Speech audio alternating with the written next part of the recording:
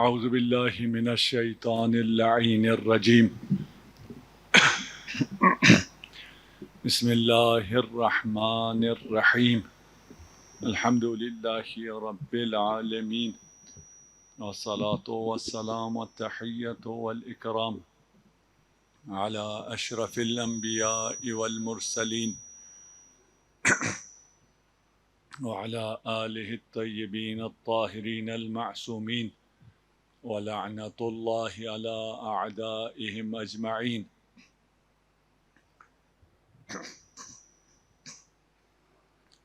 اما بعد فقد قال اللہ تبارک وتعالی یا ایہا الذین آمنوا اتقوا اللہ وکونوا مع الصادقین. صلوات.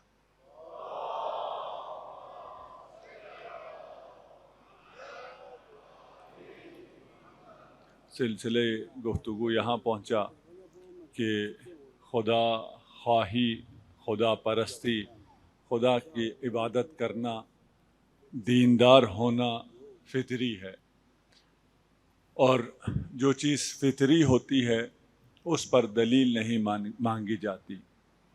فطری ہے یا نہیں اس پہ دلیل مانگ سکتے ہیں. اور جب ہم یہ دعویٰ کرتے ہیں کہ خدا خواہی فطری ہے، خدا ترسی فطری ہے، اور تمام دینی معارف کی ابتدا خدا سے ہوتی ہے، اگر خدا نہ ہو، توحید نہ ہو، تو اس کے بعد کے مراحل بھی نہیں ہوتے ہیں. اور اگر کسی کی توحید صحیح نہ ہو تو اس کے بعد وہ منحرف ہو جاتا ہے، نہ کہ ہو سکتا ہے. ہر اس موضوع میں وہ رسالت ہو، اس کی رسالت صحیح نہیں ہے، اس کو رسول کی صحیح معرفت نہیں ہو سکتی جس کی توحید صحیح نہ ہو. جس کی توحید صحیح نہ ہو اسے امامت کا شرف مل سکتا ہی نہیں ہے.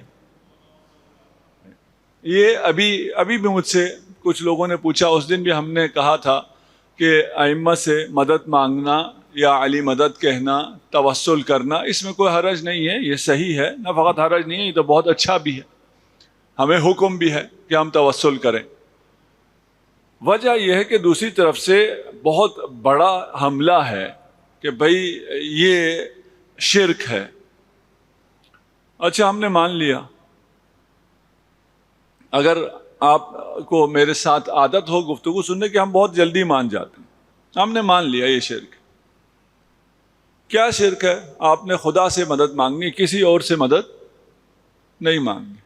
ٹھیک ہے، خدا کا دائرہ کار صرف اسی میں ہے کہ وہ آپ مدد مانگیں تو وہ مدد کرنے کو آ جائے، اور مدد اس کے علاوہ کسی اور سے نہیں مانگی جا سکتی. آیا خدا کی ولایت صرف اتنی ہے؟ بات پہنچ رہی ہے انشاءاللہ جی.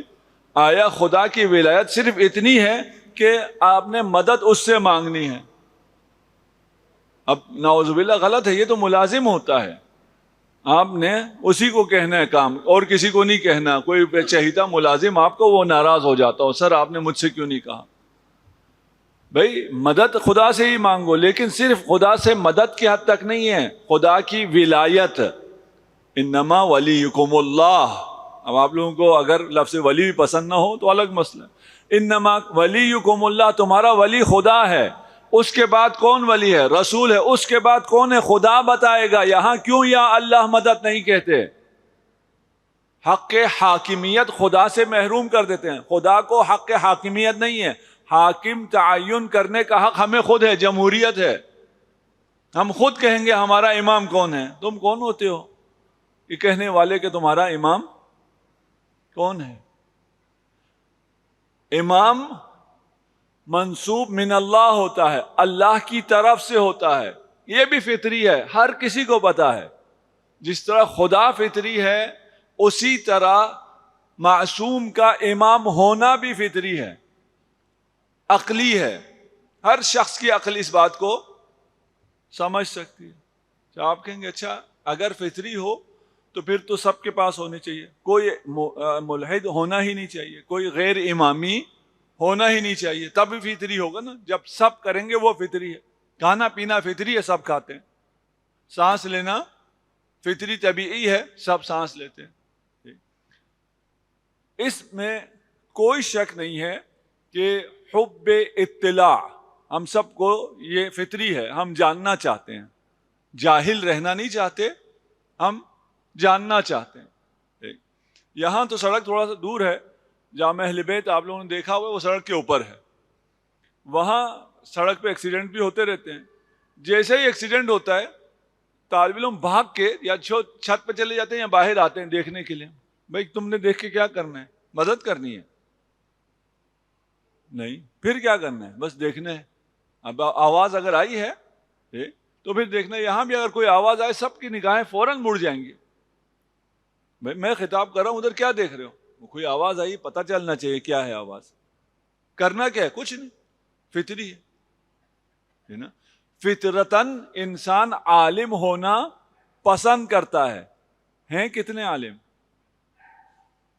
جی بیکار کے سارے چینل کیوں دیکھتے رہتے ہیں؟ علم ہونا چاہیے، جو اصل خبر ہے اس سے غافل ہے، جو نبأ عظیم ہے اس سے غافل ہے۔ تو فطری چیزوں میں ایسا نہیں ہے کہ جو فطری ہے اس سے انسان غافل نہیں ہو سکتا، فطری سے بھی غافل ہو جاتا۔ آپ یہاں عبادت میں ہیں، عبادت میں کھانے پینے سے غافل ہو جاتے، عاشورہ کے دن آپ سارا دن کچھ نہ کھائیں پھر بھی پتہ ہی نہیں چلتا، فطری ہے۔ لیکن اگر دوسری طرف توجہ ہے تو اس فطری سے کچھ عرصے کے لیے توجہ ہٹ جاتی ہے۔ اذ اخذ ربکم من بنی آدم من ظہورہم ذریتہم واشہدہم علی انفسہم الست بربکم۔ فطری ہے نا، آپ کی فطرت میں آپ نے عالم ذر میں ہم سب نے ہم سے پوچھا گیا اور ہم نے کہا بلا الست بربکم، کیا میں تمہارا رب نہیں ہوں؟ ہم سب نے کہہ دیا بلا۔ کہاں کہا ہے؟ یاد ہے ہمیں؟ جی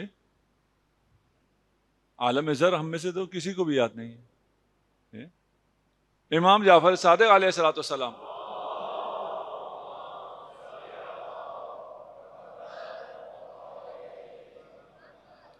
سے کسی نے پوچھا کہ یہ ہمیں تو یاد نہیں ہے، امام نے ارشاد فرمایا ثبت المعرفہ ونس الموقف، کہ تمہیں سبق یاد ہے لیکن کلاس روم بھول گئے ہو۔ ہم میں سے سب کو دو چار ہوتا ہے، یہ تو یاد ہے، سبق تو یاد ہے، لیکن یہ کس مس نے سکھایا تھا وہ بھول گئے، کہاں سیکھا تھا پتہ نہیں کہاں سیکھا تھا، لیکن درس یاد ہے۔ اسی طرح توحید کا درس یاد ہے، سارے انسانوں کو یاد ہے، لیکن کہاں سیکھا تھا، وہ عالم ذر کیسا تھا وہ ہمیں یاد نہیں ہے۔ سائنس کے بغیر اگر آپ نہیں مانتے، سائنس میں ڈین ہیمر ہے، اس نے دی گاڈ جینز کتاب لکھی ہے کہ انسان کے جینز میں ایسے جینز بھی ہیں، ایک مجموعہ جین کا گروپ جو اس کا کام ہی خدا شناسی ہے، اس کے اندر جو میسج وہ جو آپ نے بلا کہا ہے وہ اس جین میں رکھا گیا ہے۔ اس پہ بھی بڑی لے دے ہوئی، بڑی ہلچل مچی۔ اس کے بعد اگلی ریسرچ آئی کہ بھائی صرف جین میں نہیں ہے، جین کے اوپر بھی ایک شعور ہے، اس شعور میں خدا خواہی ہے، خدا پرستی ہے۔ یہاں ایک سوال آپ سے اور ہے، ایک آپ کا نیچر ہے، ایک آپ کا نرچر ہے۔ آپ کے جینز ہیں، آپ کی شخصیت 20%، 30%، 40%، 50% جیسے بھی کہیں، اس کا اثر آپ کی شخصیت، آپ کے نیچر پہ ہے، آپ کے جینز پہ اوپر ہے کہ آپ بہادر ہوں گے، آپ دلیر ہوں گے، آپ کنجوس ہوں گے، آپ سخی ہوں گے، جو بھی ہے آپ کے جینز میں۔ باقی آدھا آپ کی تربیت پہ، آپ کے والدین نے آپ کی تربیت کی ہے یا نہیں کی ہے، اپنے بچوں کی تربیت کریں، انہیں سکھائیں، دینا سکھائیں، وہ دیں گے تو انہیں ملے گا، مادہ بھی ملے گا اور روحانی فیوزات بھی ملیں گے، دینے سے ملتا ہے، انہیں دینا سکھائیں۔ آدھا ہمیں نیچر سے ملا، آدھا ہمیں نرچر سے ملا، ہم کہاں ہیں درمیان میں؟ ثواب اور عقاب ہمیں ملے گا، برے اس میں لے جائیں۔ آدھا میں کنجوس اپنے نیچر کی وجہ سے، جینز میرے جو وراثت میں آئے وہ کنجوسی تھے، کچھ میرے والدین نے بھی تربیت ایسی کی کہ میں کنجوس ہو گیا، میں نے انفاق نہیں کیا، گناہ کسے ملا؟ لم یکو نطعم المسکین، جہنم میں کیوں پہنچے ہو؟ مسکین کو نہیں کھلاتے تھے۔ جانتے ہیں کتنا خطرناک یہ ہے؟ میں خمس دیتا تھا، زکوٰۃ دیتا تھا، تمام واجبات کرتا تھا، اس کے باوجود جہنم میں کیوں؟ مسکین کو نہیں کھلاتا تھا۔ لم نکن نطعم المسکین، اور میرا کیا قصور ہے؟ یہ تو میرے جین کا اور میرے معاشرے کا، تربیت کا ہے۔ نیچر اور نرچر دونوں کو ملا دیں، یہ دونوں کا قصور ہے، مجھے کیوں عذاب ہوگا؟ جواب کیا ہے؟ جواب بھی ابھی سائنٹیفک جواب بھی آ گیا، ایک نئی فیلڈ آئی ہے، ایپی جینیٹک، کہ آپ کے جین میں جو کچھ ہے آپ اس کے اوپر حاوی ہیں۔ ایسا نہیں ہے کہ اگر آپ کے جینز میں بخل ہے تو آپ بخیل ہی ہوں گے، اگر آپ چاہیں آپ سخی ہو سکتے ہیں، ایسا ہرگز سرے سے نہیں، یعنی جو آپ چاہیں وہ ہو سکتے ہیں۔ یہ ہے آپ کے اندر سے ایک آواز آئے گی، نہ دو، آپ کی تربیت کی وجہ سے بھی آواز آئے گی، نہ دو۔ آخری فیصلہ کس نے کرنا ہے؟ دینے نے یا نہیں دینے کا؟ آپ نے خود کرنا ہے، اس لیے ثواب بھی آپ کو ہے، عقاب بھی آپ کو ہے۔ آپ کا کنٹرول ہے یا نہیں؟ آپ کا بالکل کنٹرول ہے۔ ابھی وہ بن گئے ہیں حالات، ایسے بن گئے ہیں، آپ اگر لگائیں اپنے ذہن پہ اور آپ ڈرون کو اڑاتے ہوئے کچھ بھی نہ کریں، صرف سوچتے رہیں اوپر اڑو، اوپر جاؤ، دائیں جاؤ، بائیں جاؤ، یہ کمانڈ منتقل ہو جاتی ہے۔ یہ کمانڈ کیسے منتقل ہوتی ہے؟ اس لیے کہ سائنسدانوں نے اس کی جینز کی آپس کی، سیلز کی آپس کی لینگویج کو سمجھ لیا ہے، اس لینگویج کو یہاں سے وہاں ٹرانسفر کر دیتے ہیں۔ تو آپ کے جینز بھی آپ کا کمانڈ مانتے ہیں نا؟ جب وہ ڈرون آپ کا کمانڈ مان رہا ہے تو آپ کے جینز بھی آپ کے کمانڈ کو مانتا ہے۔ اگر کوئی مریض ہوں، ان کو بھی میں کہتا ہوں بھئی آپ کو، اگر آپ مریض ہیں آپ کہیں میں ٹھیک ہو گیا ہوں، ٹھیک ہو جائیں گے۔ اگر آپ کو درد ہو رہا ہے آپ کہیں مجھے درد نہیں ہو رہا، تو درد نہیں ہوگا۔ میں خود مریض رہا ہوں، 1.5 سال تقریباً ہاسپٹل میں رہا ہوں۔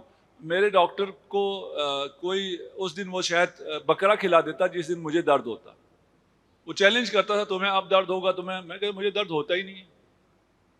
درد کسے کہتے ہیں مجھے پتہ ہی نہیں، نہ مجھے آپریشن سے درد ہوتا ہے، نہ کسی اور چیز سے درد ہوتا ہے، نہ مجھے کینسر سے درد ہوا، کچھ مجھے درد ہوتا ہی نہیں ہے۔ جب میں آگے بچوں کو بتاتا ہوں وہ کہتے ہیں نہیں یہ تم الگ میں نہیں بھائی تم سب کو درد نہیں ہوتا۔ کیسے ممکن ہے کوئی انجیکشن لگائے درد نہ ہو، کوئی تھپڑ مارے درد نہ ہو، کوئی چیر دے درد نہ ہو؟ یہ کیسے ممکن ہے بھائی؟ سب ہمیں تو ایکسپیرینس ہے سب کو۔ کہاں ہم ماتم کرتے ہیں، زنجیر مارتے ہیں، ہمیں درد نہیں ہوتا ہے؟ کس کو درد ہوتا ہے؟ کسی کو نہیں۔ اس وقت کیوں درد نہیں ہوتا؟ ویسی ہی اگر آپ کو کوئی سوئی ہلکی سی بھی چبھو دے آپ کی چیخیں نکل جاتی، وہاں آپ زنجیر مارے آپ کو درد نہیں ہوتا۔ کیوں نہیں ہوتا؟ اس لیے کہ آپ کا کنٹرول ہے اپنے بدن پہ۔ آپ نے یہ ایمان غیر دانستہ طور پہ لیا ہوا ہے، آپ کے تحت شعور میں، سب کانشیس میں یہ بات ہے کہ اس چیز سے درد نہیں ہونا چاہیے اور نہیں ہوتا۔ آپ کا کنٹرول ہے۔ تو یہ بہانے جوان چھوڑ دیں کہ ہم ریلیجیس ہونا تو چاہتے ہیں لیکن ہم کیا کریں، ہم ایسے ہیں۔ نہیں، ایسے تم نہیں ہو، تم اپنے اختیار سے ایسے ہو، جیسے ہو اپنے ارادے سے ہو اور اس کے ذمہ دار ہو۔ اچھے ہو تو ثواب ملے گا، اگر برے ہو تو عقاب ملے گا۔ آج ہم نے کل کہا تھا فطرت سے ہم چلے جائیں گے عقل پہ، اور میں ان لوگوں سے معذرت چاہتا ہوں جنہیں یہ مجلس پسند نہیں آ رہی ہے، اور میں اگلی 1-2 مجلس میں ان کا تھوڑا سا خیال کر لوں گا اگر مجھے فیڈ بیک اس قسم کا مزید آئے تو۔ ابھی تھوڑے سے آپ لوگ جو غور سے سن رہے ہیں اور یہاں بڑی تعداد میں آ رہے ہیں، وہ فیڈ بیک ایک الگ ہے۔ ایک فیڈ بیک یہ بھی ہے کہ یہ مجلس کا تقاضا اس کے برخلاف ہے، میں اس کا اعتراف کرتا ہوں کہ مجلس کا تقاضا یہ نہیں ہے، یہ آپ لوگوں کا حسن سماعت ہے جو مجھے تھوڑا خراب کر رہا ہے، آپ کا لاڈ ہے۔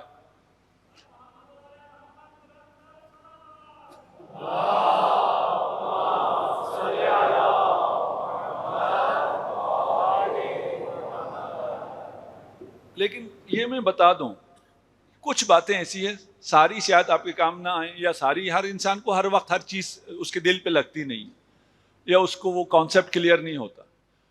اگر یہ چیزیں کلیئر ہو گئیں تو آپ کے سارے مسائل آپ کے بھی حل ہوں گے، آپ کے اطراف میں موجود ان سب کے بھی مسائل حل ہوں گے، سارے مسائل حل ہوں گے. کچھ بنیادی چیزیں وہ حل نہیں ہوتی ہیں، مانتے تو ہم ہیں، اور یہ خدا کا شکر ہے کہ خدا نے ہمیں یہ ایمان دے رکھا ہے، لیکن اگر وہ چیزیں حل ہو جائیں تو ہمارے ایمان میں ہر چیز پر جو ہمارا ایمان ہے اس میں بہت زیادہ اضافہ ہو جائے گا. اور آپ ان چیزوں کے ذریعے نہ فقط اپنا ایمان مضبوط کر سکتے ہیں، بہت سے لوگوں کو ایمان کی طرف دعوت دے سکتے ہیں، اس لیے کہ یہ علوم صرف در اہل بیت پر ملتے ہیں اور کہیں بھی نہیں ہیں. ہم ان علوم کو اگر ہم پیش نہ کریں تو کون پیش کرے گا؟ کس کی ذمہ داری؟ ہم اگر ہر جگہ آسان باتیں تو نہیں کرتے رہ سکتے. ہر سال جو ہم نے سن رکھی ہیں اس کو سننے میں آپ تھکے ہوئے آئے ہیں، سارا دن آپ نے کام کیا ہے، آپ کے لیے یقیناً یہ مشکل ہے کہ یہاں پر بھی ایسی باتیں شروع ہو جائیں جو سننا تھوڑا سا دشوار ہو. مجھے اس کی شکایت نہیں ہے کہ دشوار ہے، بلکہ بہت سے ایسے لوگوں کو بھی میرا جو ملے ہیں، جو فیڈ بیک آیا ہے، اس کی وجہ سے میرا تو جی چاہ رہا ہے اس کو میں بلند کر دوں، یا مجھ سے بہتر آدمی یہاں آ کے اس سے بہتر باتیں یہاں کریں، کیونکہ مجمع بہت بہترین ہے. جو آپ کا سطح فکری ہے اس کے مطابق کسی بہتر انسان کو آنا چاہیے، نہ کہ یہ اس پہ ہم کہیں یہ مشکل باتیں ہو رہی ہیں. صلوات پڑھ دیجیے محمد و آل محمد.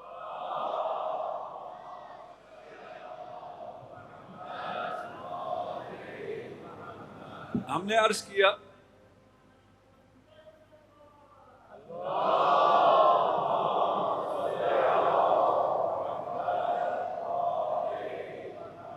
اگر ایتھسٹ ہونا ہے تو عقل کی خودکشی کرنی پڑے گی، اور بھی بہت سے لوگ عقل کی خودکشی کر کے وہ بنتے ہیں. ابھی ہم ان سب کو تو نہیں چھیڑ سکتے، سب سے تو جنگ نہیں کر سکتے. جیسے میں نے کہا سمجھ میں آ گیا، بات سمجھ میں آ گیا تو باقی اور بہت سے دروازے آپ کے لیے کھل جائیں گے.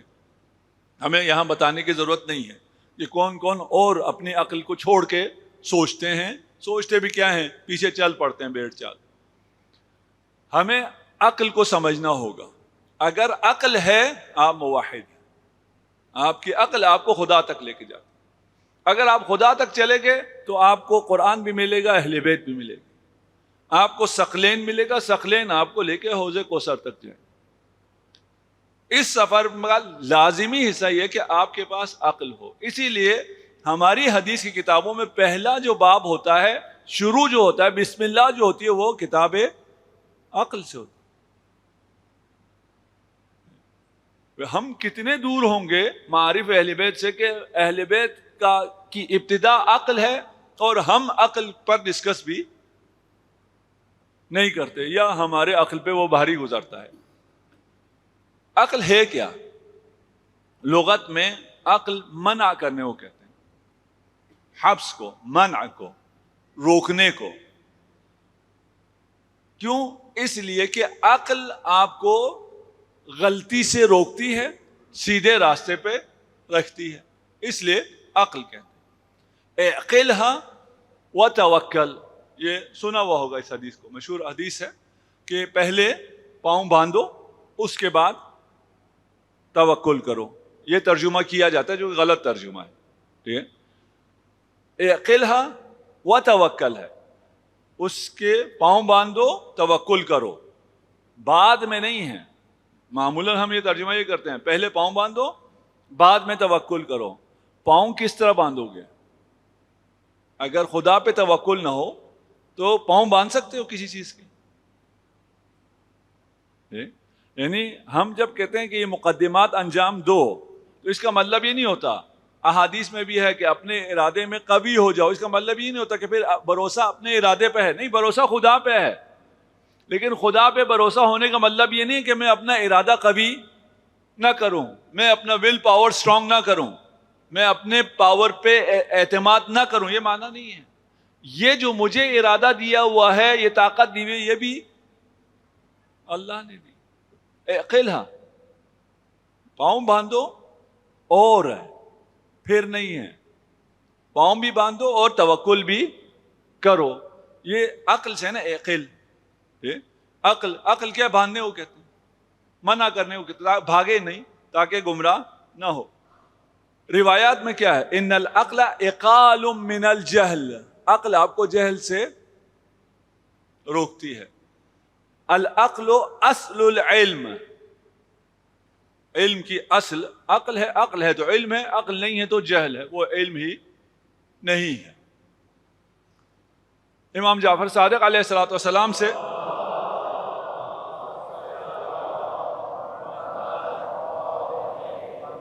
سوال ہوا، مل عقل، عقل کیا ہے؟ جواب تو اب مزہ آئے گا نا، ٹھیک ہے نا. العقل ما عبد به الرحمن واکتسب به الجنان. عقل وہ ہے جس کے ذریعے رحمان کی عبادت کی جاتی ہو. عقل وہ ہے جس کے ذریعے جنت کو حاصل کیا جاتا ہو.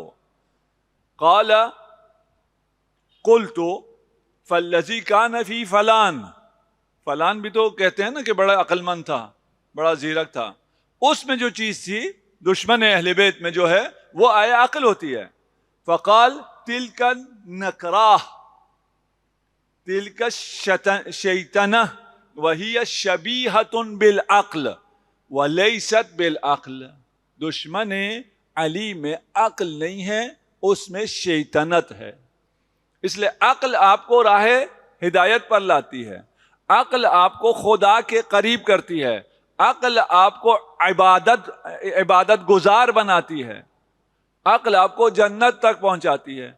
اور جو اپنی چالاکی سے، زیرکی سے دشمن اہل بیت ہو جائے، وہ اپنی زیرکی سے، اب اس کو لفظ جو بھی کہوں، شیطنت جو روایت نے کہا، اپنی شیطنت سے جہنم خرید رہو، اپنے لیے بھی اور اپنی نسلوں کے لیے بھی.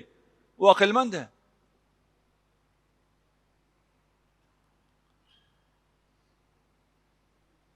دوسری روایت پیش کر رہا ہوں. لما خلق اللہ العقل، جب عقل کو خدا نے خلق کیا تو عقل کو نطق دیا. نطق دینے کے بعد اسے کہا اقبل فاقبل ثم قال له ادبر فادبر، اسے کہا آگے آؤ، وہ آگے آیا. اسے کہا پیچھے جاؤ، وہ پیچھے چلا گیا. عقل مند وہ ہے جو دیکھے خدا کا حکم کیا ہے، آگے جانے کا حکم ہے آگے چلا جائے، پیچھے جانے کا حکم ہے پیچھے چلا جائے. خدا نے عقل کو امتحان یہی کیا نا، کہا آگے آؤ آ گیا، کہا پیچھے جاؤ چلا گیا. ثم قال وعزتی وجلالی ما خلقت خلقا هو احب الی منک، میں نے کوئی مخلوق ایسی پیدا نہیں کی جو مجھے تجھ سے زیادہ محبوب ہو. وما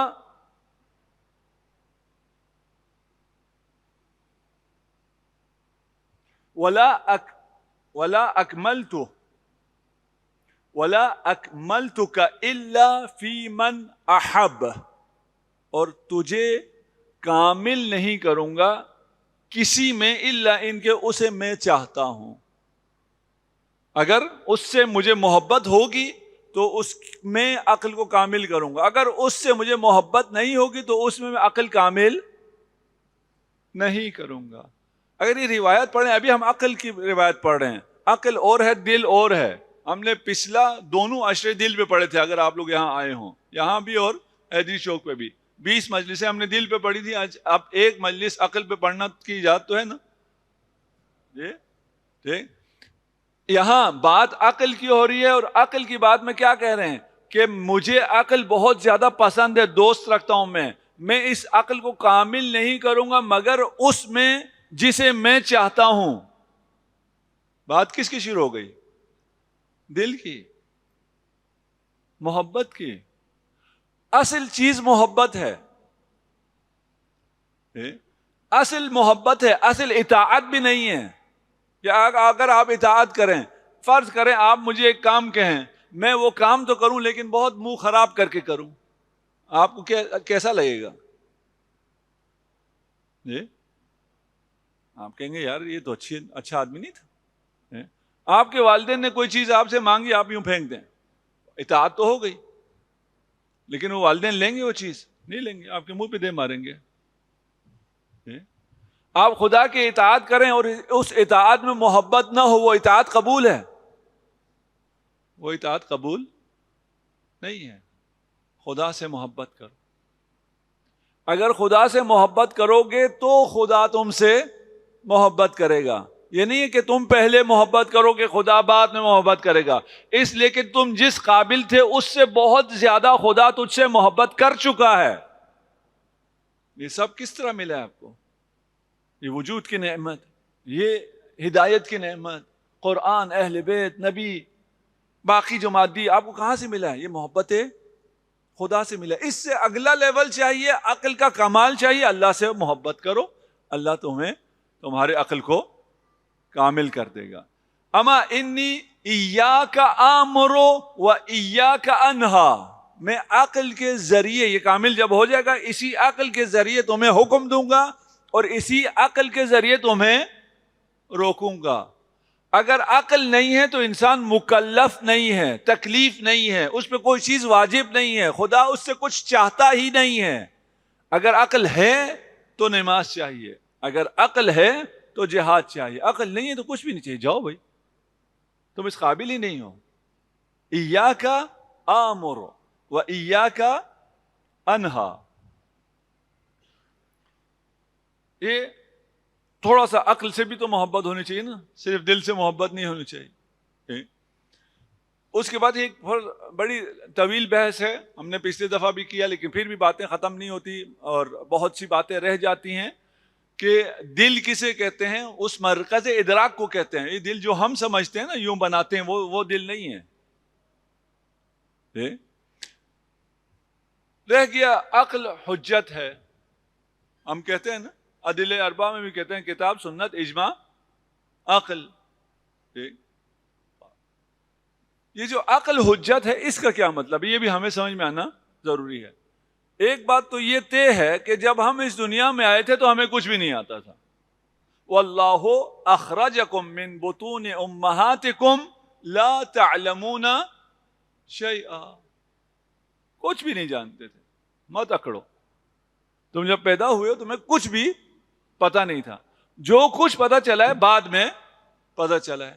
بس معرفت کی اقسام ہیں، اور دو قسم کی معرفت ہے، ایک معرفت ہے یا معارف کے ہیں، معرفت کے ہیں آپ، علم کے جو بھی کہیں، ایک معارف بعدیہ ہے، ایک معارف قبلیہ ہے، یعنی ایک بعد میں علم ہوتا ہے، ایک علم آپ کو پہلے سے ہے۔ بعدیہ قبلیہ سے تو نہیں گھبرائے نا جی، کچھ چیزوں کا علم بعد میں ہوتا ہے، کچھ چیزوں کا علم پہلے سے ہوتا ہے، بس سمپل ہے، اس سے زیادہ کوئی مشکل چیز نہیں ہے۔ اسے اگر آپ مزید آسان کرنے کے لیے کہہ رہا ہوں تاکہ پتہ چلے یہ پہلے بات کیا ہے، ایک معارف بعدیہ ہے، یعنی آپ کسی چیز کی معرفت حس سے، دیکھ کے، تجربہ کر کے، چکھ کے، پھر آپ کو علم حاصل ہوتا ہے، اس سے پہلے آپ کو علم حاصل نہیں ہوتا۔ آگ گرم ہے، آپ کو پہلے سے پتا تھا؟ پہلے سے پتا تھا آگ گرم ہے؟ نہیں، جب ہم ماں کے پیٹ سے آئے کچھ پتا نہیں تھا۔ کب پتا چلا؟ جب پہلی دفعہ اس کو چھوا، تب خود پتا چلا۔ وہ پھر زبردست پتا چلتا ہے جس بچے نے خود ہاتھ لگایا، اور جس کو ماں باپ بتاتے رہے یہ گرم ہے، اس کو بڑی دیر سے پتا چلتا ہے، آخر میں وہ بھی کسی نہ کسی چیز کو چھوتا ہے، ایک طرح چیخ نکلتی ہے، پھر پتا چلتا ہے۔ یہ معارف بعدیہ ہیں، جس کی معرفت کے لیے، جو پتہ چلنے کے لیے آپ کو تجربے کی ضرورت ہے، دیکھنے کی ضرورت ہے، ایکسپیرینس کی ضرورت ہے۔ ایک معارف قبلیہ ہے، یعنی اس کو تجربے کی ضرورت پیش نہیں آتی، وہ آپ کو ویسے ہی پتا ہوتا، آپ کوئی تجربہ نہ کریں آپ کو اس چیز کا علم ہوتا ہے۔ وہ کیا ہے؟ مثلا اجتماع نقیضین ہم کہتے ہیں، یہ اصطلاح مشکل ہے، باتیں آسان ہیں۔ آپ کی زبان مجھے نہیں آتی، میں نے ان کو آپ کی زبان میں نہیں پڑھا ہوا، اس لیے اردو میں تو کچھ ہے نہیں، ٹھیک ہے، اس لیے شاید مشکل، یعنی میں یہاں ہوں بھی اور میں نہیں ہوں، ممکن ہے کہ میں ابھی اس ممبر پہ ہوں اور میں ابھی اسی وقت اس ممبر پہ نہیں ہوں، میرا ہونا نہ ہونا دونوں یہاں جمع ہو جائے، ممکن ہے؟ یہ ممکن نہیں ہے۔ یہ بات آپ کو پتا ہے نا، یہ کوئی ایکسپیرینس کے بعد آپ کو پتہ چلا ہے, کسی تجربے کے بعد پتہ چلا ہے, یہ نہیں پتہ ہے جی. آگ تو آپ کو کہیں آپ کا ہاتھ جلا بچپن میں تب پتہ چلا. یہ کہ یہ نہیں ہو سکتا کہ آپ ہوں بھی اور نہ ہوں, یہ دونوں آپ کا ہونا اور نہ ہونا دونوں جمع ہو جائے. یہ آپ کو پہلے سے پتا ہے یا کوئی تجربہ ہوا پھر پتا چلا, یا آپ نے کچھ دیکھا پھر پتا چلا؟ نہیں, یہ پہلے سے پتا ہے.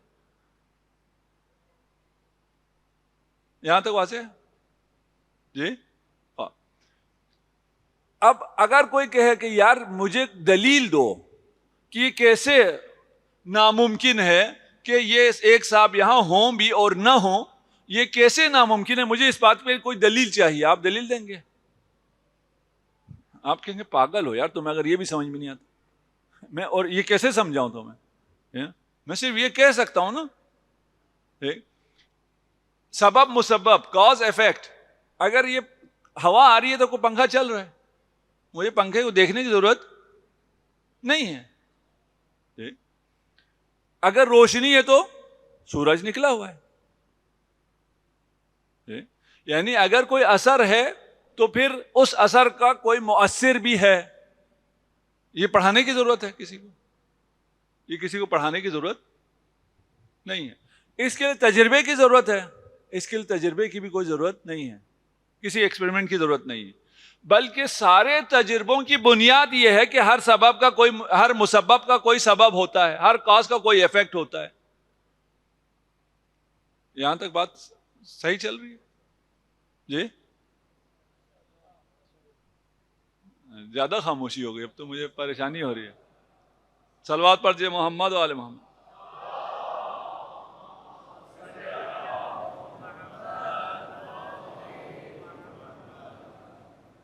اچھا, تھوڑا سا بچوں کے لیے آسان کر.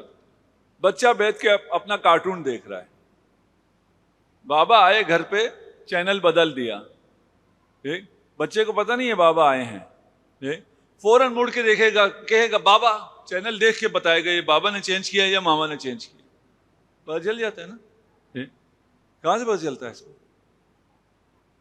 پتا ہے یار, یہ جب چینج ہوا تو کسی نے بٹن دبایا, کوئی آیا نہیں آیا, اس کو کیسے پتہ چلتا ہے؟ جب کوئی ایفیکٹ ہوا ہے تو اس کا مطلب ہے کوئی کاز ہے. نیوز چینل لگا ہے تو باپ آ گئے, ڈرامے لگ گئے تو بہن آ گئی ہے جی, بڑا بھائی آ گیا. خدا ہے یا خدا نہیں ہے, ان دو معارف میں سے ایک قبلیہ تھا ایک بعدیہ تھا. خدا کا ہونا نہ ہونا معارف قبلیہ ہے یا معارف بعدیہ ہے؟ معارف قبلیہ ہے. یعنی ہمیں اس کے لیے کسی دلیل کی ضرورت نہیں ہے, کوئی تجربہ کرنے کی ضرورت نہیں ہے. یہ ان باتوں میں سے ہے جو آپ کو پتا ہے.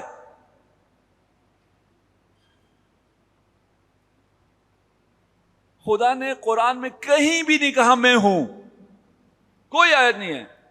لا الہ الا اللہ, اللہ کے علاوہ کوئی اور معبود نہیں ہے. اللہ معبود ہے یہ تو نہیں کہا. کیوں نہیں کہا؟ یہ تو تمہیں پتا ہے نا. یہ کیا بتانا ہے؟ یہ کوئی بتانے کی چیز ہے کہ اللہ معبود ہے؟ یہ بتانے کی چیز ہی نہیں, یہ تمہیں پتا ہے. اس کے لیے کوئی دلیل کی ضرورت ہی نہیں ہے.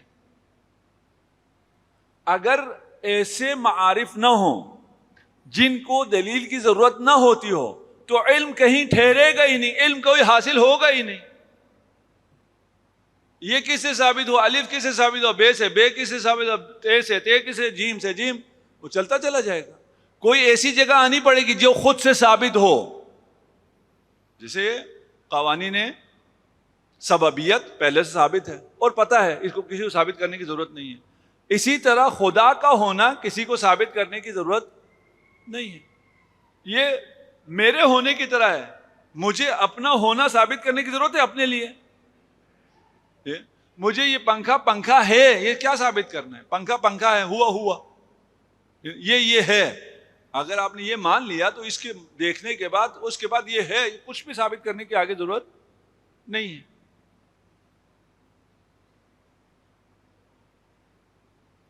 پتہ نہیں آسان ہوا یا مشکل ہوا, ٹھیک ہے نا؟ ہمارے حساب سے تو بہت آسان ہو گیا. کیا آسان ہو گیا؟ آسان یہ ہوا کہ خدا کا ہونا کوئی ایسی بات ہی نہیں ہے جس کو ثابت کرنا پڑے، جس کے لیے آپ کو 10 دن لگانا پڑے، اتنا آپ کو اوپر نیچے کرنا پڑے، پتہ نہیں کیا کیا لانا پڑے، اور پھر آپ ہم پہ یہ ثابت کر کے خدا ہے. بھئی خدا کا ہونا اظہر من الشمس ہے. خدا پہ کے ہونے پہ کسی دلیل کی ضرورت ہی نہیں ہے. ہم سب کو یہ بات معلوم ہے. تبھی تو جو باور میں پھنس جاتا ہے، جو بالکل بھی نہیں مانتا، وہ بھی کسے پکارتا ہے؟ آپ سے پوچھ کے پکارتا ہے کہ یار تم کسی خدا کی عبادت کرتے تھے، وہ کون ہے میں اسے پکاروں؟ کسی سے پوچھنے کی ضرورت نہیں ہے، فوراً خود پکار لیتا ہے. اس کو پتا ہوتا ہے کہ میں نے کس کو پکارنا ہے. قرآن کی جتنی آیات ہیں، جتنی بھی آیات قرآن میں ہیں، کچھ آیات ایسی ہیں جو ہمیں سمجھ میں دیر سے آتی ہیں، وہ الگ مسئلہ ہے. وَإِلَّا قرآن کا سارا معارف، سارا کا سارا قرآن، اور قرآن کے معجزہ ہونے میں سے ایک اعلیٰ ترین معجزہ یہ ہے کہ ساری باتیں وہ ہیں جو آپ کو پہلے سے پتہ ہیں. من حیث الانسان، اس بات کو سننے کے بعد آپ نہیں کہتے پتہ نہیں یہ سچ ہے یا سچ نہیں، آپ کہتے ہاں یہ بالکل اسی طرح ہے. اگر مریض نہ ہو، مریض ہو تو خدا کا انکار کرتا ہے، وہ تو الگ مسئلہ ہے. اسی لیے قرآن میں بہت زیادہ ڈیٹیل نہیں ہے. نماز پڑھو ہے، صبح کی 2 رکعت نماز پڑھو، کہیں بھی نہیں ہے 3 رکعت فلاں، نہیں تو آپ کو نہیں پتا نا 2 رکعت پڑھنی 3 رکعت پڑھنی. نماز پڑھو، نماز پڑھنا آپ سب کو پتا ہے. کوئی شخص، کوئی دنیا میں ایسا انسان نہیں ہے جس کو یہ بات پتا نہ ہو کہ نماز پڑھنی ہے یا نہیں پڑھنی. نماز کیا ہے پتہ نہیں ہے، لیکن نماز پڑھنی چاہیے، نماز پڑھنا واجب ہے، نماز کا اقامہ واجب ہے، یہ سارے انسانوں کو پتا ہے. چیلنج کر لیں بعد میں سب کو کھولوں گا تو پھر مشکل ہو جائے گی. میں تھوڑا سا ابھی اس کو شکر منعم پہ ابھی 10 منٹ بعد بات کرنے والا ہوں، اس سے یہ بات بھی واضح ہو جائے گی کہ سب کو کیسے پتا ہے. قرآن نے کوئی ایسی بات نہیں کی ہے. اور پھر یہ ہم اس کو بحث نہیں کریں گے. الہات میں ایک بحث یہ ہے کہ قرآن کے اوپر بحث کرتے ہیں، اور جب آپ یہ ایتھسٹ اور ملحدین سے بات کرتے ہیں بکواسات بہت زیادہ کرتے ہیں. آپ وہ کیا آپ بحث کریں گے تو وہ کہیں گے تمہارا امامہ سفید کیوں ہے، سیاہ کیوں نہیں ہے. اس پہ الجھانے کی کوشش کریں. بھائی تم نے کیا کرنا ہے، ہمارے تم امامے سے تمہارا کیا رابطہ ہے؟ تو خدا کی بات کر رہے ہو نا، خدا کی بات کرو. خدا کی بات کرو گے باقی ساری چیزیں وہ ہو جائیں گی. یہ عقل کی خودکشی کرتے ہیں، اس کے بعد ایتھسٹ ہوتے ہیں. ہم عقل کو بھی مانتے ہیں اور ان کی بھی کچھ باتیں مانتے ہیں. اگر قرآن میں جو کچھ ہے وہ ہمیں پہلے سے پتا ہے، اگر خدا کا ہونا بھی ہمیں پہلے سے پتا ہے، اگر ہماری عقل ایسی عظیم چیز ہے جسے ہر چیز کا پتا ہے، پھر رسولوں کی کیا ضرورت ہے، پھر قرآن کی کیا ضرورت ہے، پھر نبوت کی کیا ضرورت ہے.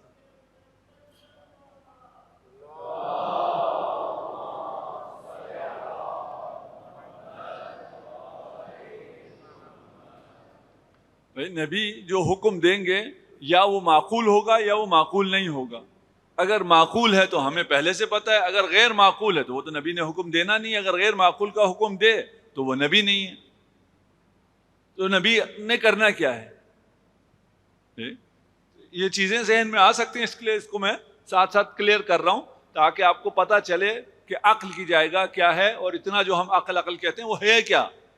ابھی بھی ہمیں صحیح واضح نہیں ہوا وہ عقل کیا ہے. آج بھی اور کل بھی کچھ آپ کو زحمت کرنی پڑے گی، پھر شاید کچھ حد تک میں بیان کر سکوں. آپ کی طرف سے نہیں کہہ رہا. امام سے سوال ہوا کہ عقل کیا ہے. امام نے ارشاد فرمایا ان للہ حجت باطنہ و حجت ظاہرہ. 2 حجت ہیں. ان للہ حجتان، اللہ کے لیے 2 حجت ہیں. ایک حجت باطنہ ہے، ایک حجت ظاہرہ ہے. فالحجت الباطنہ العقول والحجت الظاہرہ الانبیاء والائمہ. صلوات پڑھ دے محمد و آل محمد.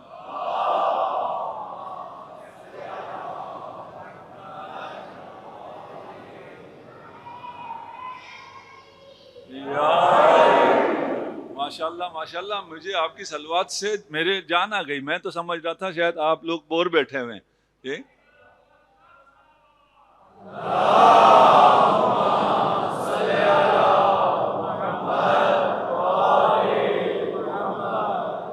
اچھا، اب ہم نے یہ سمجھنا ہے کہ پھر یہ وحی، قرآن، انبیاء یہ کیوں ہیں جب سب کچھ ہمیں پتا ہے.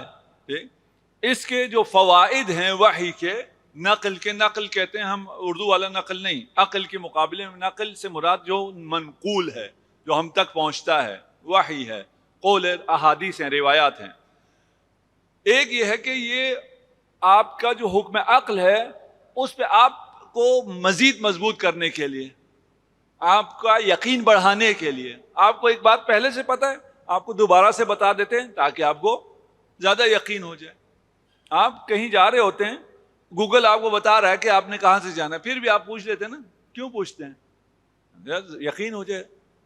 اور گوگل پہ زیادہ یقین نہ کریں، پوچھ لیا کریں. کبھی کبھار راستہ بند ہوتا ہے، گوگل نہیں بتاتا، گلی بند ہوتی ہے اور وہ کہتا ہے جاؤ سیدھا. ایک تاکید عقل کے لیے آیت کون سی ہے؟ ہم نے آیتوں کا بتانا نا. قال اتعبدون ما تنحتون واللہ خلقکم وما تعملون. جسے اپنے ہاتھوں سے خود بنایا ہے اس کی عبادت کرتے ہو. یار تمہاری عقل کو کیا ہو گیا ہے؟ یہ تو نہیں ہو سکتا نا جسے میں نے خود بنایا ہو وہ میرا محتاج ہے. جسے میں نے بنایا وہ میرا محتاج ہے. جو میرا محتاج ہے وہ میرا رب ہو جائے، میں اس کی عبادت کروں. یہ ہو سکتا ہے؟ عقل سے پوچھو، نہیں ہو سکتا. قرآن ادھر کیا کہہ رہا ہے؟ اتعبدون ما تنحتون، جسے اپنے ہاتھوں سے خود بنایا اس کی عبادت کرتے ہو، جبکہ تمہیں اور جو کچھ تم کرتے ہو انہیں خدا نے بنایا ہے. تم بھی خدا کی مخلوق ہو، تمہارے اعمال بھی خدا کی مخلوق ہے. یہ مخلوق محتاج ہے. محتاج رب نہیں ہو سکتا، محتاج خدا نہیں ہو سکتا، محتاج معبود اور الہ نہیں ہو سکتا. یہ حکم عقل ہے، صرف آپ کو بتانا ہے. مل مسیح ابن مریم الا رسول قد خلت من قبلہ الرسل وامہ صدیقہ کانا یاکلان الطعام. تم مسیح کو اور حضرت مریم کو رب مانتے ہو، وہ تو کھانا کھاتے تھے. جو کھانے کا محتاج ہے وہ رب ہو سکتا ہے؟ وہ رب نہیں ہو سکتا. یہ تو آپ کی عقل کو پتہ ہے، پہلے سے پتہ ہے. جو پہلے سے پتہ ہے وہی آپ کو دوبارہ بتایا جا رہا. میں نے پہلے کہا تھا نا، قرآن میں کوئی ایسی چیز نہیں ہے جو آپ کو پہلے سے پتہ نہ ہو. اور قرآن پہ جو اعتراض کرتے ہیں اور کچھ سورے بنا کے انہوں نے آج کل وہ کیے بھی ہیں، یہ کہ اگر آپ کے پاس سورہ کوثر ہے تو ہمارے پاس یہ سورہ ہے، آپ کا فلان سورہ. یہ قرآن کا اعجاز صرف الفاظ میں نہیں ہے. اعجاز قرآن جو اس جیسا نہیں لا سکتے، صرف الفاظ نہیں ہیں کہ اس کے نزدیک کے الفاظ جوڑ دو. الفاظ بھی ہیں اور معانی بھی ہیں. کوئی ایسی بات اس خوبصورت پیرائے میں کرو جو قیامت تک چیلنج نہ ہو سکتی ہو. یہ بات کون کر سکتا ہے؟ ایسی بات کرو جو سب صاحبان اولو الالباب کو صحیح فوراً سمجھ میں آ جائے، سب اس کی تصدیق کریں، الا جن کو مرض ہے، جو مریض ہیں، ذہنی نفسیاتی مریض ہیں. دوسرا یہ ہے کہ تنبیہ کرنا. آپ کو ایک چیز ہے، پتہ ہے، لیکن آپ کو اس میں ضرورت ہے کہ آپ کو بتایا جائے. آپ کو یہ جتنی چیزیں مل رہی ہیں، اب الیکشن نزدیک آ گیا ہے تو یہ مختلف پارٹیاں آپ کو بتائیں گی کہ ہم نے کیا کیا تھا آپ کے لیے.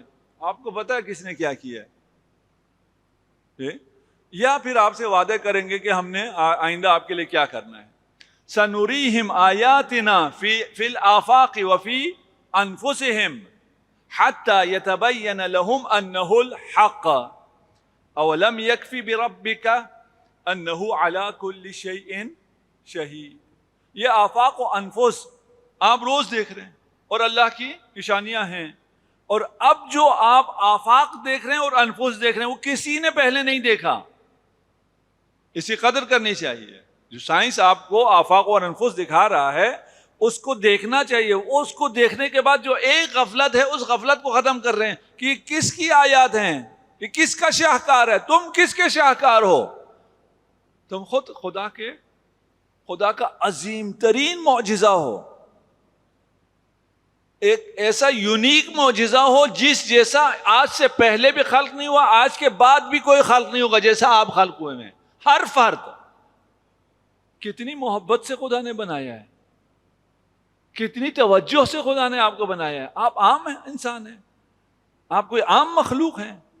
آپ جانور سے تبدیل ہو کے انسان بن گئے، اتفاقاً بن گئے؟ نہیں، خدا نے اس توجہ سے بنایا ہے کہ آپ جیسا کوئی دوسرا انسان نہ پہلے کبھی آیا ہے، نہ قیامت تک کوئی آئے گا. کتنا پیار چاہیے اس کے لیے، کتنی عظمت ہے اس انسان کی. بھول جاتا ہے. خدا کہتا ہے سنریہم آیاتنا افرأیتم ما تمنون اانتم تخلقونہ ام نحن خالقون. بچہ تم پیدا کر رہے ہو یا خدا خلق کر رہا ہے؟ توجہ نہیں ہے نا. پتہ تو سب کو ہے، کس کو پتہ نہیں ہے؟ امام جعفر صادق علیہ الصلوۃ والسلام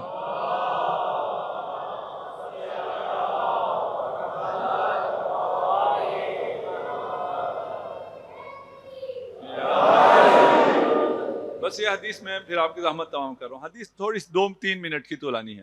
مد دلیل علی ان لک صانع. امام کے پاس آ کے دیسانی کہتا ہے، ملحد تھا، کہ مجھے دلیل دو کہ آپ کا کوئی صانع ہے، آپ کو کسی نے بنایا ہے. امام نے ارشاد فرمایا وجدت نفسی، میں تو ہوں نا، اس میں تو شک نہیں ہے نا، آپ تو ہیں، میں ہوں. جب میں ہوں تو یا میں نے خود اپنے آپ کو بنایا ہے یا کسی اور نے مجھے بنایا ہے. اگر میں نے خود اپنے آپ کو بنایا ہے تو جب میں اپنے آپ کو بنا رہا تھا تب میں یا تھا یا نہیں تھا. یا اپنے آپ کو میں نے بنایا ہے. دیکھیں، عقل نہ ہو اور در اہل بیت سے ہٹ جائیں تو مسلمانوں کی کتابوں میں لکھا ہوا ہے، یہ حدیث موجود ہے اور اس کو ابھی تک رکھا ہوا ہے. ڈیلیٹ کر دینا چاہیے تھا نا غلطی سے اگر کسی نے ڈال دیا تو. لکھا کیا؟ جب خدا نے اپنے آپ کو خلق کرنے کا ارادہ کیا. امام آپ کے اس عقل کو بیدار کر رہے ہیں. کہتے ہیں خدا نے جب اپنے آپ کو خلق کرنے کا ارادہ کیا تو ایک گھوڑے کو پیدا کیا.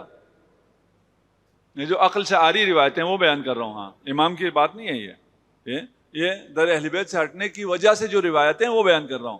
خدا نے جب اپنے آپ کو پیدا کرنے کا ارادہ کیا تو ایک گھوڑے کو خلق کیا، پھر اس گھوڑے کو دوڑایا، وہ گھوڑا دوڑا، اس کو جب پسینہ آیا اس کے پسینے سے خدا نے اپنے آپ کو خلق کر لیا. نعوذ باللہ. پرچہ ہونا چاہیے توہین خدا کا یا نہیں؟ اس پہ یہ کتاب بین ہونی چاہیے نہیں ہونی چاہیے؟ خدا سے تو کسی کا کوئی تعلق ہی نہیں ہے. سب کو یہ ہے کہ فلاں کی توہین نہ ہو، فلاں پتہ نہیں کیسا معاشرہ عجیب سا ہو گیا. یہاں بھی امام کہہ رہے ہیں یہ عقل سے پیدل ہے نا. خدا نے اپنے آپ کو خلق کرنے کا، یہ کہہ رہے ہیں یا میں نے اپنے، امام ارشاد فرما رہے اس دہری سے، یا میں نے اپنے آپ کو خود خلق کیا ہے یا کسی اور نے مجھے خلق کیا. اگر میں نے اپنے آپ کو خود خلق کیا ہو تو میں جب اپنے آپ کو بنا رہا تھا اس وقت میں تھا یا نہیں تھا؟ اگر میں تھا تو مجھے اپنے آپ کو بنانے کی ضرورت نہیں ہے. اگر میں نہیں تھا، جو نہیں ہے، نتھنگ ہے، وہ کسی کو بنا نہیں سکتی ہے. یہ تو نہیں ہو سکتا. پھر کیا ثابت ہو گیا؟ کسی نے مجھے بنایا ہے. وہ جو کسی نے مجھے بنایا وہ مجھ جیسا کوئی مجھے بنا سکتا ہے؟ مجھ جیسا محتاج مجھے بنا سکتا ہے؟ مجھ جیسا ممکن مجھے بنا سکتا ہے؟ نہیں بنا سکتا. کون بنائے گا؟ وہ بنائے گا جو قادر مطلق ہے. مجھے میرے رب نے بنایا.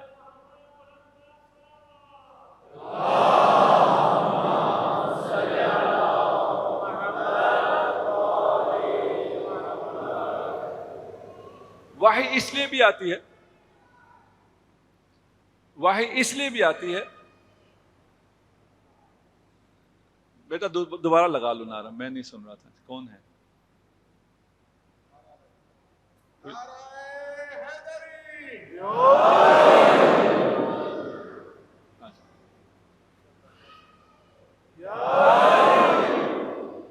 جزاکم اللہ. اچھا، ابھی ہم نے عقل کو بہت اوپر چڑھا دیا. بہت ہی زیادہ اس کو معراج دے دی. اس کو اب تو آپ کی عقلیں پتہ نہیں کہاں سیر کر رہی ہیں اور بس سب کچھ ہم پتہ نہیں کیا ہو گیا. وحی کا ایک فائدہ یہ ہے کہ آپ کو بتائیں آپ کی عقل کی حد کہاں تک ہے. آپ کو لگے میرے عقل یہ کہہ رہا ہے, وہی بتائے گا نہیں یہ حد یہاں تک ہے, اس سے آگے تم نہیں جا سکتے ہو. وحی کا اگلا فائدہ یہ ہے کہ کچھ باتیں آپ کی عقل میں آتی ہی نہیں ہیں, آپ کے ماورائے عقل ہے, آپ کے عقل سے مافوق ہیں, وہ آپ کو کون بتائے گا؟ وہ آپ کو وحی بتائے گی. نماز تو پڑھنی ہے, یہ تو آپ کا عقل بھی کہتے ہے کہ خدا کی عبادت کرنی ہے, لیکن جب خدا کی عبادت کیسے کرنی ہے مجھے تو نہیں پتا. خدا کس عبادت سے خوش ہوتا ہے یہ بھی مجھے نہیں پتا. یہ سب میں نے خدا سے پوچھنا ہے. اگر خدا جیسا کہے وہ کروں تو وہ عبادت ہے, اپنی طرف سے کسی عبادت میں اضافہ کروں تو وہ عبادت نہیں ہے, وہ بدعت ہے. میں کسی عبادت میں اپنی طرف سے کوئی اضافہ نہیں کر سکتا. اب میں بھول گیا میں کتنے بجے ممبر پہ بیٹھا ہوں, اس لیے میں اپنی بحث تمام کر لوں. اجازت ہے انشاءاللہ. جنہوں نے ماشاءاللہ کہا انہیں وہ باقی چھوڑیں گے نہیں جب باہر جائیں گے. صلوات پڑھ دیجیے محمد و آل محمد.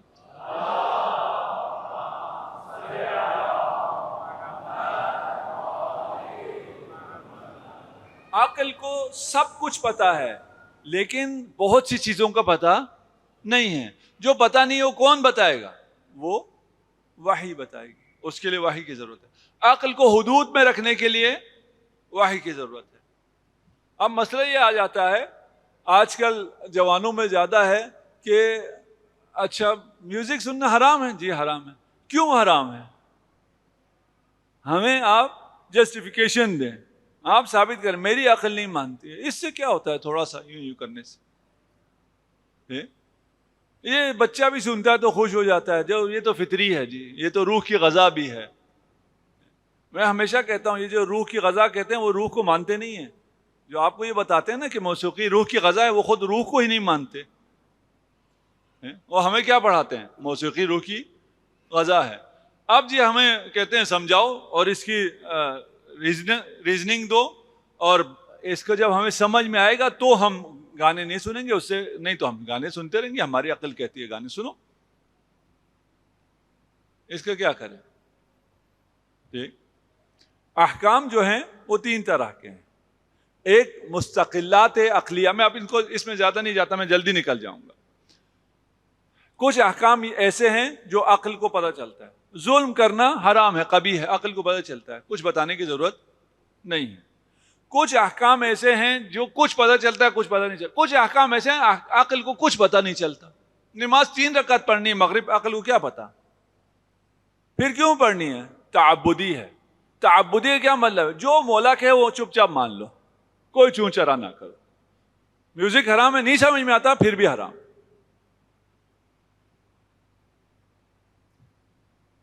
پھر وہ جو دعوے کر رہے تھے کہ عقل تو بڑی چیز ہے اور پہلی کتاب عقل ہے, اب عقل جب فائدہ دینے پہ آئی, میوزک حلال کرنے پہ آئی, تو آپ نے عقل کو سائیڈ لائن کر دی. کیا ہی نہیں کیا. جی ہم نے کہا ہے 3 قسم کے احکام ہیں. ایک آپ کی عقل پوری طرح درک کرتی ہے, ایک آپ کی عقل کچھ درک کرتی ہے, ایک قسم کے احکام ہے جو آپ کی عقل درک کرتی ہی نہیں ہے. وہاں صرف اور صرف رب کی ماننی ہے. جو امام نے کہا ہے وہی ماننا ہے. سمجھ میں آئے تو بھی ماننا ہے, نہ آئے تو بھی ماننا ہے. عقل کی تو چھٹی ہوئی یا نہیں ہوئی؟ ہو گئی؟ نہیں ہوئی. یہاں بھی عقل موجود ہے. وہ میں نے کہا تھا 10 منٹ بعد ایک بات کروں گا, وہ یہ جگہ آ گئی کہ ہر شخص کو پتہ ہے نماز پڑھنی ہے. یہاں ہے شکر منعم واجب ہے. عقل کو پتہ ہے نہیں پتہ؟ جی اگر کوئی آپ کو نعمت دیتا ہے, آپ کے ساتھ اچھائی کرتا ہے, تو اس کا شکر کرنا واجب ہے. یہ پتہ ہے عقل کو یا نہیں پتہ؟ جی اگر یہ بچہ اچھائی کرے گا میں کیا کروں گا؟ اس کو ایک ٹافی دے دوں گا. یہ شکر ہے نا. شکر صرف زبانی کہنا تو نہیں ہے. یہ بچے کو تو یہ زیادہ شکریہ زیادہ پسند ہے کہ میں اس کو ٹافی دے دوں. آپ کے باس نے آپ کو پروموشن کر دیا, آپ اس کو ایک ٹافی دے دیں, کیسا لگے گا؟ جی آپ کو واپس بھیج دے گا پچھلی سیٹ پہ. تو یہ بھی پتہ نہیں ہے بھائی شکر کرنا واجب ہے، لیکن ہر چیز کا شکر اس کے حساب سے ہوتا ہے. بچے کے لیے کا شکریہ کہ اس کو ٹافی دے دو، باس نے اگر آپ کی ترقی کی ہے تو اس کا شکریہ کہ اس کے کام اچھی طرح سے انجام دے دو، اس کے کاموں میں آسانی کرو. اور رب نے جو آپ کو نعمتیں دی ہیں اس کا شکریہ ہے کہ رب کی اطاعت کرو. کون کہہ رہا ہے رب کی اطاعت کرو؟ عقل. اگر تعبدی احکام ہیں جہاں آپ کو سمجھ میں نہیں آ رہا پھر بھی آپ انجام دے رہے ہیں، یہ بھی حکم عقل ہے. عقل کہتی ہے کیونکہ یہ حکم دینے والا مولا ہے، رب ہے، مہربان ہے، رحمان ہے، رحیم ہے، اس نے تجھے پیدا کیا ہے، اس نے تجھے تمام نعمتوں سے نوازا ہے، یہ جو کہتا ہے وہ انجام دو. عقل کی چھٹی نہیں ہوگی.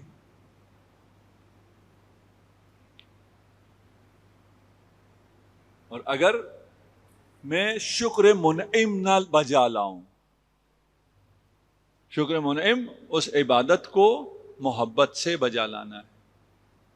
منافقین کے لیے کہا ہے نا کہ وہ نماز پڑھتے ہیں وہ ہم کو سالا، وہ نماز بڑی بے توجہ سے پڑھتے ہیں. ان کو کیا کہا ہے کہ وہ ہیں عابد ہیں، نماز تو پڑھ رہے ہیں نا. نہیں منافق ہیں، یہ والی نماز مجھے نہیں چاہیے. وہ نماز چاہیے جس میں شکر ہو. شکر کب ہوتا ہے؟ جب آپ میں ایک احساس ہو کہ اس نے مجھ پہ احسان کیا ہے. اگر وہ احساس نہیں ہے اور جو ہم سورہ ہم پڑھتے ہیں نماز میں یہ شکر ہو رہا ہوتا ہے، ایسا شکر آپ کی بیگم بھی قبول نہیں کرے گی آپ سے.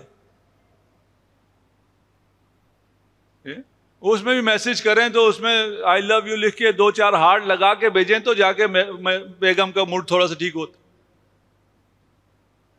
اور خدا کو الحمدللہ رب العالمین عبادت ہو رہی ہے.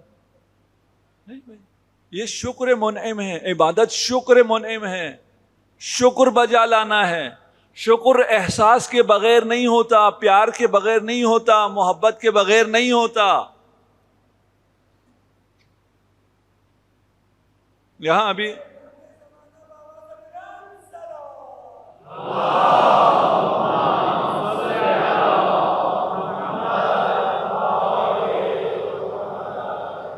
قاری صاحب تلاوت کر رہے تھے، اور یہاں اگر آپ چاہیں علماء بھی ہیں، قراء بھی ہیں، جو اپنی حمد اور سورہ اپنی قراءت کو ٹھیک کرنا چاہتا ہو وہ یہاں رہنمائی لے سکتا ہے. اس پہ ہمیں کام کرنا چاہیے نا، اتنا تو کام کرنا چاہیے. ہم صرف پتہ ہے کہاں کام کرتے ہیں؟ حج پہ جب جاتے ہیں کہتے ہیں اگر ہماری نماز صحیح نہیں ہو تو حج باطل ہو جائے گا، اس لیے وہاں حج پہ جاتے ہوئے حاجی حضرات اپنی نماز ٹھیک کرتے ہیں. بھائی اگر حج پہ نماز صحیح نہ ہوئی تو حج باطل ہو جائے گا. زندگی میں اگر نماز صحیح نہ ہوئی تو زندگی باطل ہو جائے گی. بھائی زندگی باطل ہو جائے گی. حج تو پھر اگلے سال جا سکتے ہو، زندگی کو کیا کرو گے، کہاں سے لاؤ گے؟ یہاں انشاءاللہ اگر زیادہ ہوئے تو ہم زیادہ اہتمام کر لیں گے، کم ہوئے تو اہتمام کریں گے. ایام اعظام میں ہوا تب کریں گے، اس کے بعد بھی آپ یہی ہے نا، یہاں کر سکتے ہیں. یہاں سامنے نہیں کرنا چاہتے، آن لائن کرنا چاہتے ہیں، آن لائن کر لیں گے. آپ کے کوئی بہانہ ہم چھوڑنے والے نہیں ہیں. جینٹس کے لیے الگ کریں گے، لیڈیز کے لیے الگ کریں گے، بچوں کے لیے الگ کریں گے. آئیں تو صحیح، خدا سے اپنا تعلق خوبصورت تو بنائیں. اور جب آپ کو خوبصورت حمد کی قرات کرنی آئے گی تو آپ کو نماز میں بھی مزہ آئے گا. آپ کی اس نماز میں نہ خدا کو مزہ آ رہا ہے نہ آپ کو مزہ آ رہا ہے، یہ کیا نماز ہے؟ انشاءاللہ خدا ہمیں نماز گزاروں میں قرار دے. آج جس شہید کا ذکر کرنا ہے وہ خوش نصیب ہے جسے امام نے خط لکھ کر بلایا ہے. اس کا مطلب یہ ہے کہ زمانے کا امام ہمیں بھی خط لکھ سکتا ہے، ہمیں بھی بلا سکتا ہے. ہمارے اعمال ایسے ہونے چاہیے کہ زمانے کا امام ہمیں بھی بلائے، ہمیں بھی طلب کرے، ہمیں بھی خط آئے. خط آیا من حسین ابن علی الى رجل فقیہ حبیب ابن المظاہر، جسے امام حسین فقیہ کے ہیں. اللہ اکبر. لقد نزلنا بکربلا، حبیب ہم کربلا میں اتر گئے ہیں، ہم غریب ہو گئے ہیں. من الغریب الی الحبیب، ایک غریب امام کی طرف سے حبیب کو خط جاتا ہے. حبیب نے خط پڑھا، زوجہ کو بتایا امام کا خط آیا ہے. کہا کیا کرو گے؟ کہا اب تو میں بوڑھا ہو گیا ہوں.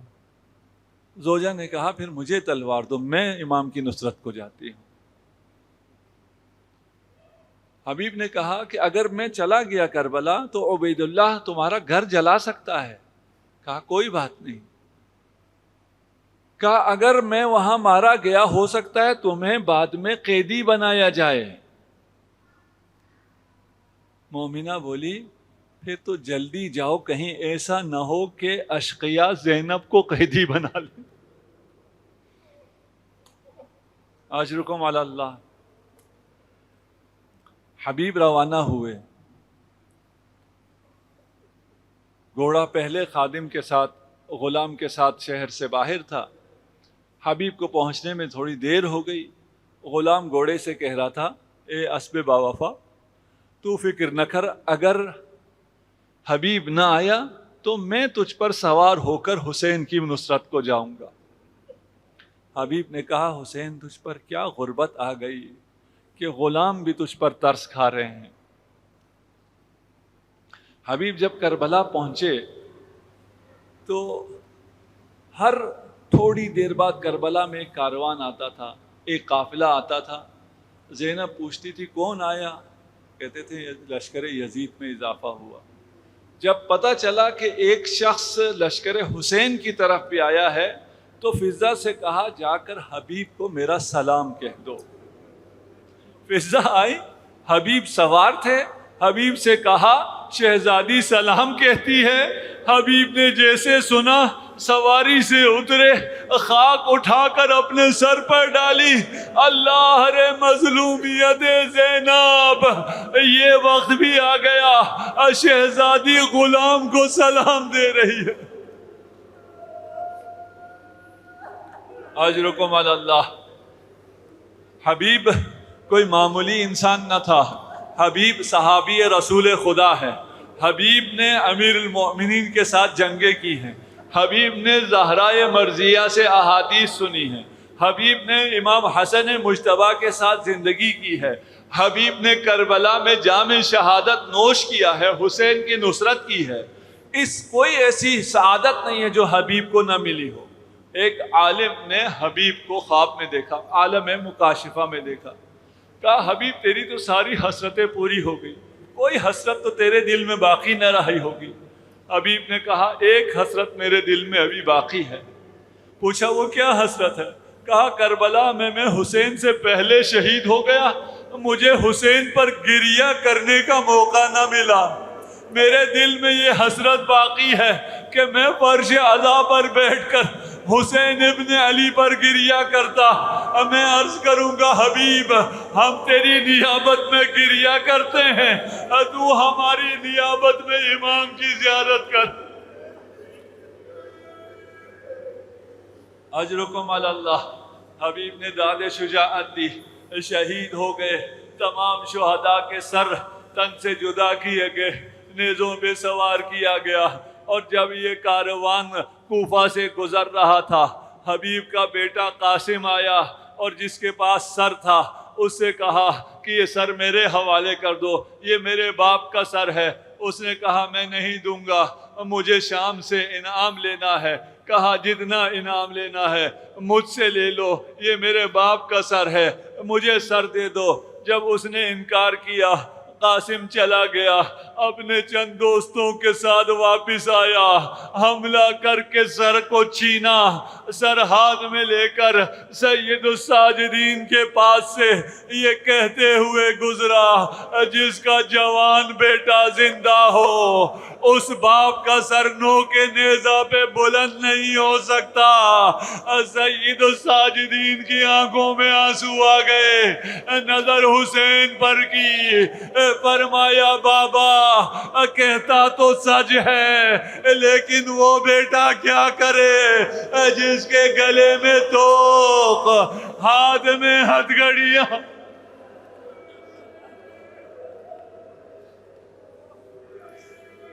سيعلم الذين ظلموا أي منقلب ينقلبون. إنا لله وإنا إليه راجعون. ماتم حسین.